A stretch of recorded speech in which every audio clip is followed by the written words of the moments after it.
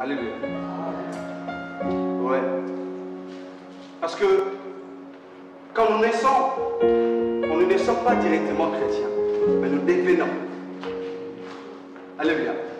Ça veut dire, tout celui qui se retrouve dans le monde est le créature de Dieu, mais tout le monde n'est pas le fils de Dieu. Or, pour devenir le fils de Dieu, il y a quelque chose qui est tellement important que plusieurs sont en train de négliger. J'aimerais te dire, tu vas passer beaucoup de temps dans la présence de Dieu, tu vas passer beaucoup de temps dans l'église. Il y aura un jour où Christ sera de retour. Tu te retrouves abandonné. Pourquoi? Parce que tu te croyais au moment où tu n'étais pas encore. Il y a beaucoup de gens, je répète encore, qui vivent dans la présence de Dieu, mais dans l'inégalité. Ils ne sont pas en ordre. Or, pour être en ordre dans la présence de Dieu, il y a quelque chose que tu dois faire qui est très important.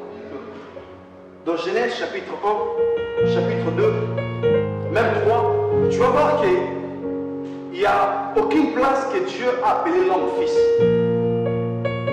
Mais la relation de Dieu avec l'homme était la relation d'un créateur avec ses créatures. Ce n'était pas une relation d'un père avec ses fils ou sa fille.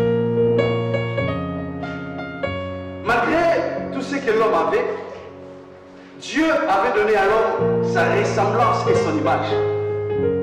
Malgré tout ce que Dieu avait donné, mais l'homme n'était pas considéré comme un fils. La Bible dit que lorsque Dieu a créé l'homme, il a donné son image à l'homme et sa ressemblance. Mais or, l'homme était toujours considéré comme une créature de Dieu. Et par Adam, Dieu a été qu'un créateur qui avait une créature. Ça fait que Adam et Ève puissent s'appeler d'homme. Tu peux te retrouver dans la présence de Dieu, mais jusqu'à présent que Dieu te considère encore comme un homme. Alléluia. Ouais. Quelles que soient tes années dans l'église, Dieu peut te considérer simplement comme un homme. Or, la relation de Dieu avec l'homme était une relation qui était limitée que d'un créateur avec ses créatures. L'intimité de l'homme avec Dieu était une intimité, était réellement une intimité d'un créateur avec ses créatures. Or, l'homme était limité de ne pas avoir l'affection qui dépassait, qui pouvait aller au-delà de voir Dieu comme un père. L'homme était limité simplement de voir Dieu comme un créateur.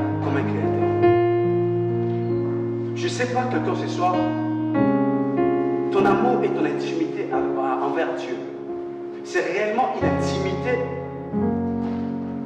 d'un père envers son fils, ou d'un père avec sa fille, ou d'un créateur avec son créature. Alors, comment on peut devenir fils ou fille de Dieu? Il nous a donné l'accès dans le livre de Jean chapitre 1, verset 12 à 13, la Bible dit à tous ceux qui l'ont ici, et à tous ceux qui croient à son nom, il nous a donné le pouvoir de quitter d'être le créature de Dieu, mais de devenir le fils de Dieu. De quitter, de se retrouver parmi les créatures de Dieu, mais d'aller plus loin, de se retrouver